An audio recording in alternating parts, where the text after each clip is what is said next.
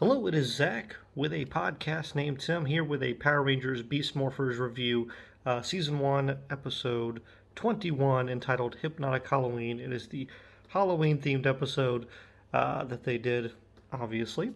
And we're going to go through it, do the review of the show, and of course, monster rating for the week. So, without further ado, let's get into it. But before we do that, please give the video a thumbs up and, of course, subscribe to the channel. So the episode is pretty standard. Not a lot going on in many respects. It's a clip show, which you get these every now and then. It happens, but you got to do what you got to do, I guess. So basically, it is obviously, like I said, Halloween. All of our Rangers are together at Grid Battle Force, about to watch a scary movie that Nate has found online on some sketchy streaming service. So I don't know what he's watching or where he's finding things, but apparently he is into scary movies, and he has found what he thinks is a hidden gem. As someone who reviews movies and loves bad movies and bad scary movies, I can truly appreciate his enthusiasm for this. But the Rangers that are there are Nate, again, who is dressed up as Frankenstein, Dr. Frankenstein, that is, and Steele, who's dressed up as Frankenstein's monster. It is Ravi, who is dressed up as Sherlock Holmes, and Zoe, who is dressed up like a Viking. So that's the characters that they are playing. Devin apparently is not a fan of Halloween and shows up late. When the Rangers cut on the movie, the it's like a hypnotic thing. It hypnotizes them, thus the name Hypnotic Halloween. And Scrozzle is basically turned them into the characters they are playing, which is a fun idea.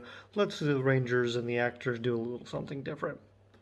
And so Devin realizes that they have been changed into these characters, and now he has to find a way to bring them back and make them remember who they are. And he does this through first he goes after Ravi, who again is Sherlock Holmes, and again he's kind of running through, like, he talks about the stuff with the dentist. He talks about the when he taught the kid how to do karate, and we get a lot of clips. Ravi then remembers who he is, but the unique part here, I guess, is that he doesn't want to listen to Devin. He's only going to listen to someone from Scotland Yard, and so Devin has to dress up like a police officer, or I guess it's a Bobby. I'm not British, so I think that's what it's called, in order to convince him. So the spell is broken for him. They do the same for Zoe. He dresses up like a Viking, convinces her that again, reminding her of some things from her past. I think the main thing he talks about there is the very first episode when she stepped in and took charge in a obviously very hectic situation.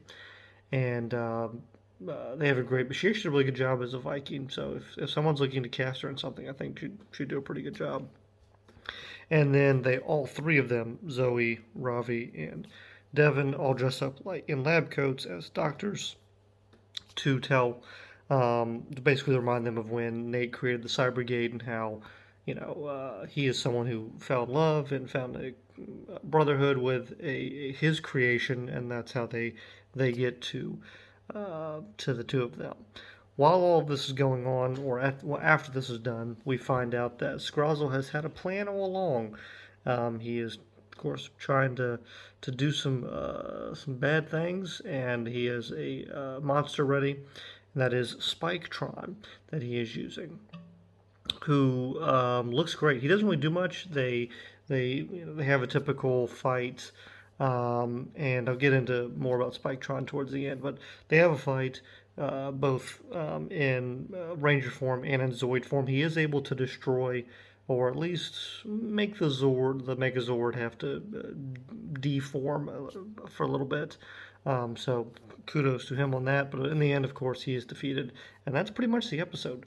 It's pretty cut and dry. It's what happens when you have clip episodes. Yeah, so fine, not bad. But the biggest thing I want to talk about is Spiketron, because he looks amazing. I'm assuming it's a fork. They make a lot of food, fork-related puns. And so I guess he's based on a fork. But for the look. As far as our rating system, look, powers, plan, success, and voice, 1 through 5 in each of those categories. I gave him a 5 out of 5 for the look. I thought it just looked. If I was a kid when this came on, I would have just been like, "This is the coolest thing I've ever seen." He's just all black and metal, got spikes everywhere. He's got these cool spike. It's like it took the idea of a fork and made it into a really cool monster. So kudos to them on this one. So 5 at look. For the powers, unfortunately, a 1. I couldn't tell you. I literally just finished this episode. And I went back because I was like, what did Spiketron do? I don't remember. And so I went back and watched it again. He didn't do anything. I couldn't tell you anything unique about him at all. So 1 for the powers. And for the plan, 2, of course, hypnotizing the Rangers, good plan, and trying to do something while they're hypnotized. But the Robotron didn't lend itself to. It's not a specific Robotron that was needed for this episode. He's just there as a filler in some respects. So 2 for the plan. For the success, 3 again. It was a typical fight, but since he was able to take on the Megazord pretty well, I gave it a 3 for success. And for the voice, 4. Pretty deep, pretty aggressive, and matched the look of the monster. I mean, it looks like, I don't even know how to describe it. It's got like this, I don't know, Sauron's not the correct term, but I've seen this similar face. It's got a very like video game look to it in some respects. Like it looks like it'd be a villain in like a high fantasy in some respects, just because it's got like a crown and I don't know. It's just a really cool look.